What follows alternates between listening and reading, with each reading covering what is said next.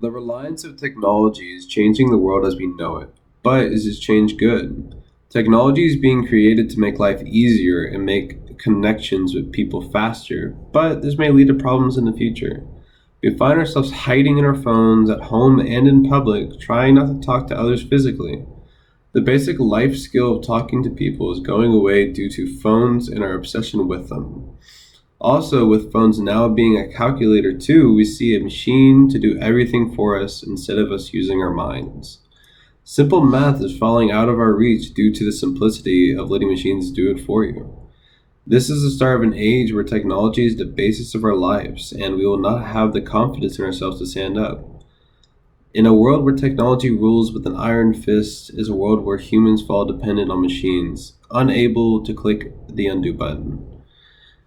So the problem is that phones are making us too dependent on technology, causing us to not think for ourselves and generate emotional unstable qualities.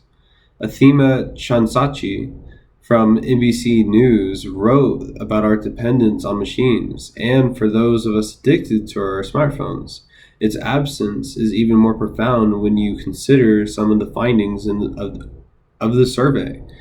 27% experienced a situation in which they had trouble doing something because they did not have their phone at hand. They had completely lost control over their lives because they relied on their phone for everything, and then when it was gone, they couldn't do anything. Sadly, this is going to be the case in schools too when kids get too used to technology, but cannot use them later, leaving them unable to do none of their work. Uh, Now we can fix this problem by leaving technology out of areas it is not needed. Instead of giving calculators to students in grade school, we should let them develop their brains until they are stronger, then give them the choice of calculators later. Certain classes will need them because the arithmetic is too complicated, but those classes are not the only ones with calculators. We get calculators for basic algebraic equations that we should have done in our heads, but since we have calculators, we will use them instead. But professional Christine Sheets says to not be afraid to let your students gain what they can from technology, but also don't allow them to become dependent. Require your students to show all their work and challenge them to support their answers. Encourage your students to think and teach them how to properly use the tools provided by today's technology. Now, now, even birthdays are forgotten for important people in our lives due to us relying on Facebook to tell us. This is happening because of our allowance of how much information we let machines know so that we don't have to. Simple things to know are the birthdays of people you love and trust, and that is not the case. These problems I have stated are not huge problems now and may not be perceived as one also, but they will be more noticeable in the future. We just get attached to the machines doing tasks for us that without them we would be lost and would not be able to do anything for ourselves. Well, the next topic of phones causing disturbance in human interaction and the problems that affect younger people. They are hiding in their phones and staying away from other people due to them being too scared to speak or lacking confidence in themselves. Naila Laquerza, in her own words, saw this happen to her when someone I grew up with failed to have a proper conversation with me. We were neighbors, but we used to call each other cousins.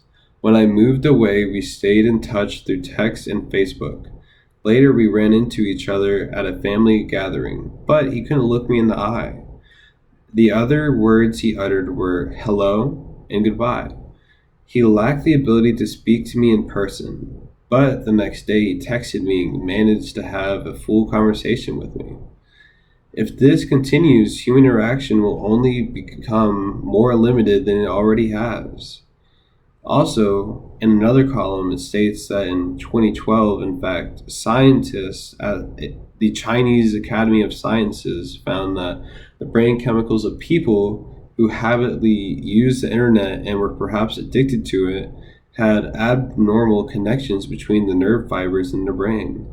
These changes are similar to other sorts of addicts, including alcoholics.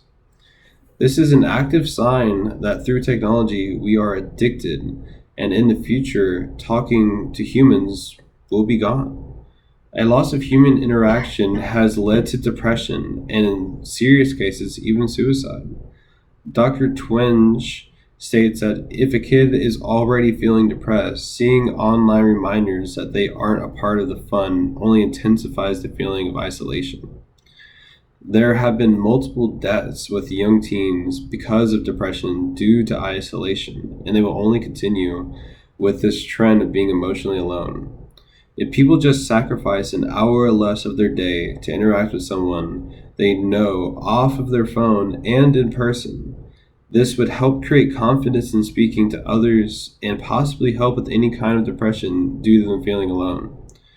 Something to think about is that this is not a crisis at the moment, and everything I am bringing up does not mean everyone does it. But this is a growing problem and will continue into the future unless if we fix it now.